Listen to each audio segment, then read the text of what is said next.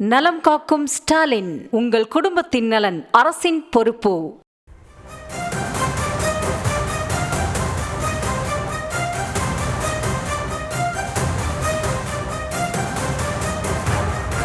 நான் முதலமைச்சராக தேர்ந்தெடுக்கப்பட்டு அந்த மேதக ஆளுநர் அவர்கள் நீங்கள் பெரும்பான்மை நிரூபிக்க வேண்டும் சட்டமன்றத்தில் என்று சபாநாயகருக்கு உத்தரவு போட்டு சட்டப்பேரவை தலைவர்கள் என்னிடத்திலே நீங்கள் சட்டமன்றத்தில் பெரும்பான்மை நிரூபிக்க வேண்டும் என்று என்னை வேண்டுகோள் வித்ததின் விளைவாக நான் சட்டமன்றத்தில் பெரும்பான்மை நிரூபிக்கின்ற தீர்மானத்தை கொண்டு வந்த பொழுது திராவிட முன்னேற்ற கழகத்தைச் சேர்ந்த தலைவர் அவருடைய சட்டமன்ற உறுப்பினர்கள்லாம் சட்டமன்றத்தில் எழுந்து கூச்சல் போட்டு என்னுடைய டேபிளில் ஏறி டான்ஸ் ஆடுறாங்க.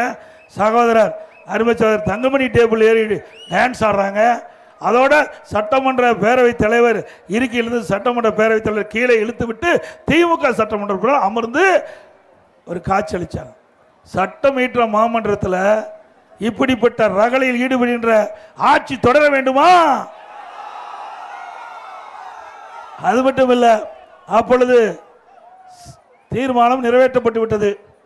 அதுக்கு பிறகு ஸ்டாலின் என்ன நினைச்சாரோ தெரியல, சட்டை கிழிச்சிட்டு வீதியில் நடந்து போறார். சட்டை கிழிச்சிட்டு வீட்டில் அதே போல 2026 சட்டமன்ற பொதுத்தேர்தலில் மக்களுடைய பேராதரவை பெற்று அனைத்து இந்திய அண்ணா திராவிட முன்னேற்ற கழக கூட்டணி பெரும்பான்மையான இடங்களை விட்டுவிட்டு அதிமுக தனி பெரும்பான்மையோட ஆட்சி அமைக்கும். அப்ப சட்ட வேஸ்ட் 2 கிழிச்சிட்டு சாலையில் போக போறார். அதான் நடக்கும்.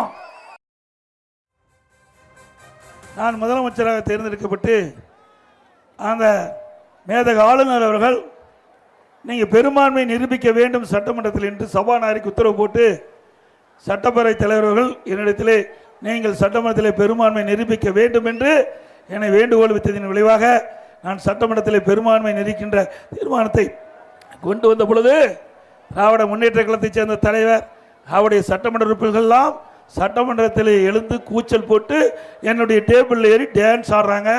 சகோதரர் அருமைச்சகோதரர் தங்கமணி டேபிள் ஏறி டான்ஸ் ஆடுறாங்க.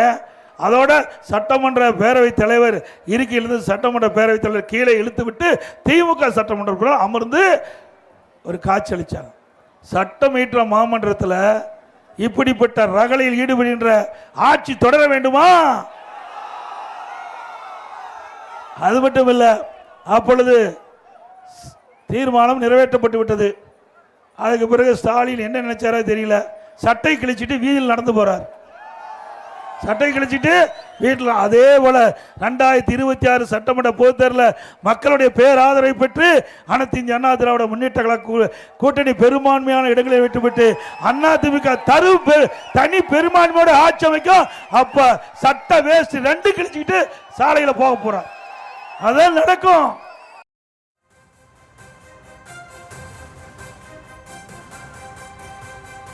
அதிமுக தனி பெரும்பான்மையுடன் ஆட்சி அமைக்கும் என எடப்பாடி பழனிசாமி திருச்சி அருகே பிரச்சாரத்தில் ஈடுபட்டிருக்கக்கூடிய போது பேசிய அந்த காட்சிகளை நாம் அண்மை தகவல்களாக பார்த்து கொண்டிருக்கிறோம்.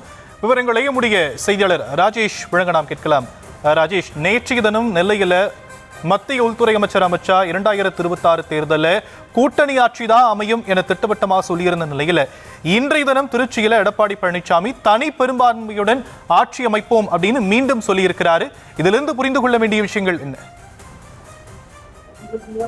ஷாம், வணக்கம். அதிமுக பாஜக கூட்டணி அமைந்ததிலிருந்தே தொடர்ச்சியாக இந்த ஒரு விஷயம்தான் 2 கட்சிகளுக்கும் இடையே ஒரு பெரிய நெருடலாக போய்கொண்டிருக்கிறது.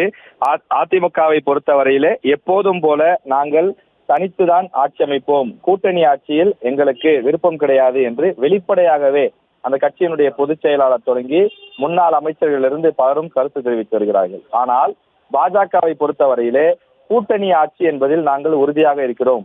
நீங்கள் தொடர்ந்து ஆட்சிக்கு வருவதற்கு மற்ற கட்சிகளுடைய துணை வேண்டும், ஆனால் ஆட்சிக்கு வந்த பிறகு எங்களுக்கு அமைச்சரவையில் பங்கு தர மாட்டோம் என்பது எந்த வகை நியாயம்? அதை நாங்கள் ஏற்றுக்கொள்ள மாட்டோம். இந்த முறை அதிமுக பாஜக கூட்டணி அமைக்கப் போகிறது என்று சொன்னால் அதற்கு பாஜகவுடைய வாக்குகளும் மிக முக்கியமான காரணம் தானே. எனவே எங்களுக்கு நீங்கள் ஆட்சியில் பங்கு தர வேண்டும். நடக்கப் போவது தமிழ்நாட்டில் அதிமுக பாஜக கூட்டணி ஆட்சி தான். இன்னும் ஒருபடி மேலே போய் தேசிய ஜனநாயக கூட்டணி ஆட்சி என்றெல்லாம் சொல்லி வருகிறார்கள். இந்த நிலையில் நேற்றைய தினம் தமிழ்நாட்டுக்கு வந்திருந்த அமித்ஷா அவர்கள் நெல்லையிலே பேசியிருந்தார். அப்படி பேசும்போதுதான் அவர் தமிழகத்தில் பாஜக கூட்டணி ஆட்சி அமைக்கும் என்று அவர் தெரிவித்திருந்தார். இது தொடர்பான விஷயங்கள் ஏற்கனவே 2 மாதங்களுக்கு முன்பு சர்ச்சையாக இருந்த நிலையில் பிறகு அது ஓய்ந்திருந்தது. ஆனாலும் கூட தொடர்ந்து மீண்டும் தற்போதும் அந்த விவகாரம் பேசுபொருளாக மாறி இருக்கிறது. இந்த நிலையில் அமித்ஷா அவர்களுக்கு பதில் சொல்வது போல ஒரு மறைமுக பதிலாக இபிஎஸ் அதனை தற்போது பேசியிருக்கின்றார்.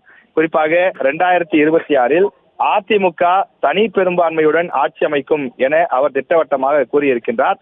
திருச்சியில் நடைபெறக்கூடிய அந்த தேர்தல் பிரச்சார கூட்டம் தமிழகம் முழுவதும் தமிழகத்தை காப்போம், அதாவது மக்களை காப்போம், தமிழகத்தை மீட்போம் என்ற பெயரிலே அவர் பிரச்சாரம் மேற்கொண்டு வரக்கூடிய நிலையிலே இந்த கருத்தை அவர் தெரிவித்திருக்கிறார். அதிமுக பாஜக கூட்டணி அமைத்து விட்டாலும் கூட அவர்களுக்குள் ஒரு கருத்து ஒற்றுமை இந்த விஷயத்தில் இல்லை என்பதை அது மீண்டும் காட்டுகின்றது. அதுவும் வரும் 30ஆம் தேதி மாவட்ட செயலாளர்கள் கூட்டத்தை இபிஎஸ் கூட்டியிருக்கக்கூடிய நிலையில் இது தொடர்பாக விவாதிக்கப்படும் எனவும் சொல்லப்படுகிறது.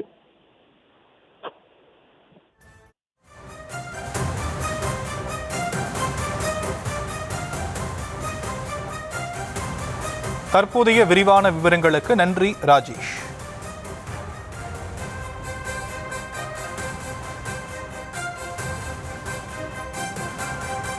நலம் காக்கும் ஸ்டாலின். உங்கள் குடும்பத்தின் நலன் அரசின் பொறுப்பு.